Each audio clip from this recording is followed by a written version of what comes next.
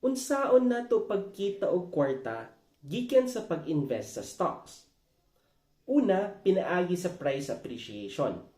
Investors buy stocks of companies tungod sa potential sa pagtubo niini. Busa ang bantog na panultihon nga buy low and sell high. Ang presyo sa stocks nagadepende na sa supply and demand market forces.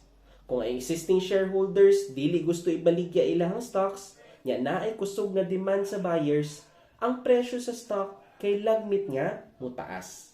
Tungod ni siya sa limited nga supply pero naay dakong demand. Sa pikas na bahin, kung ginabaligya sa existing shareholders ang ilahang stocks pero wala kaayoy demand sa buyers, ang presyo sa stock kay lagmit nga mubaba tungod sa weak demand pero daghan ang supply. Ikaduha na pamaagi para makita kay tungod sa dividendo. Mao ni siya ang bahin sa shareholder sa profit sa kumpanya nga iyang giinvestan.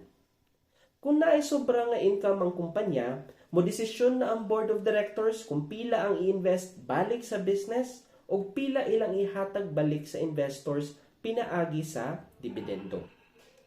If paid out regularly by stable companies, dividends can be a good source of passive income.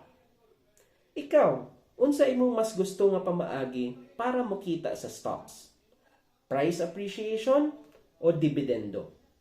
Comment below.